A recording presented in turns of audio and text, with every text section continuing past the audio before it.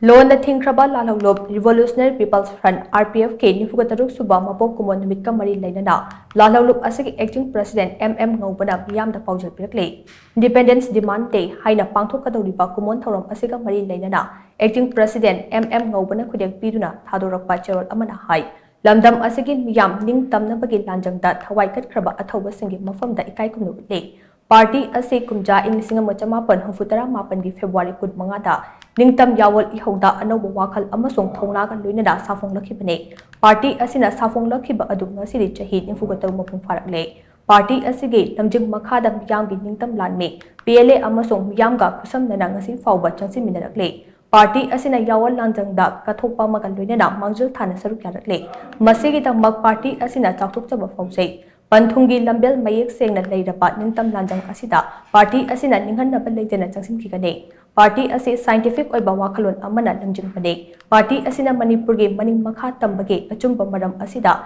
Taza Batami Amade, Party Asina Yamge Pangal the Taze Haide. Indiana Namduna Loxin Kraba Manipurangasi so chocolate pagi mummy, machet ama fauba tadan lady. Mioiba Amana from Topa Chatung Adu Fawangasi so Panganba Mamdre. Madugi ona tainabada yellow furup singe kankol mutatnaba mitok miyan kaya lepna thazilakle nungsi chanana leminaramba furup kanglup masel mukna naba kanglup naiba thausil kaya lepna puthorakle lamdam asigi semilon pumba dekhaiduna Delhi dagi nidaga hingba khunai ama semnaba konade lamdam asigi miyamti masagi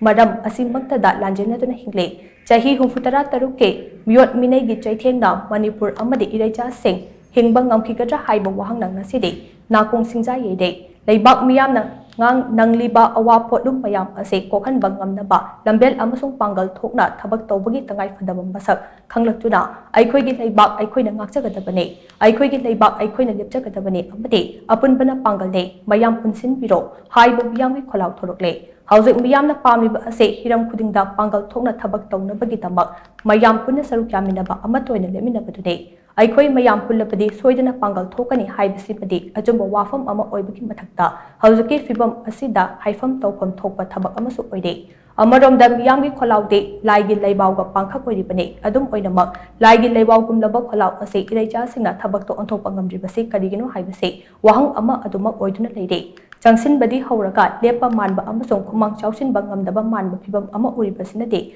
Tabak to Ontoknaba Honabada Aruba Amade, Gamdaba Saruk, Karadi Lady Haibani Haide. Manipurda Laybak Miyamgi the Mug, Jong Torak Laba Luk Wate. Makoi Sing Asigi Marakta Chatuk Janingai Oidaba Kongchat Kongjang Singda, Mai Pangna Saruk Yarak Laba Sing Su Yaude. When the Tabak Tominaba, when the Tengnaminaba, Luptin Semba Makoida, Anova Tabak Nate, Punsin Bagi Sarukti Lude, Luri Badi Pulaga. Pangnaba Tangadoriba Pandam Amade, Pantung Adu Manabatai, Amasung Yanabatai,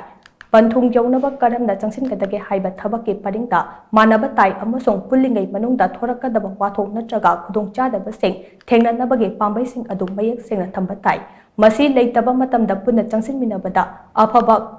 Kudung Chata Batorakane, Masigi Mayak Laraba Kudam de Kulngak Bamatam da Lanai Mioiso, Lup Sing Su Bakaloin Mane. Aduga angamba thakta khongfom amato ina saruk yana khonai adubu khul ngak taba matam dadi mioi sing amade lup sing adu kharana lengaki angam athau singi mathakta pen dabana maram oiduda akai atoi thokan ba yauna khongjang changsili aduga kharana lengaki angam athau sing aduki yum amade lanthum ngak sen bi yawi amarom dan lup sigi masagi leijari pa pandam sing amasung thabakki paringam miyamgi phirepka taishinaba ngamjiba wafam asigi mathakta miyamgi apamba amasung phirepta su mayek Sengfata ba amalade, masigi matakta loilam lengaki namtak amasong kihan kanghan bada, jad pamiyoi sing amasong kamuk sing yaushalak bada, kongjang giparoishin da, masak tok taba, watok sing asina punsin bangam daban natraga, punsin bada thasa dabadake, achawang maram oipa oide. Punna changsin minarabade, soidana mahi yan gani haina, jarol asina makatare.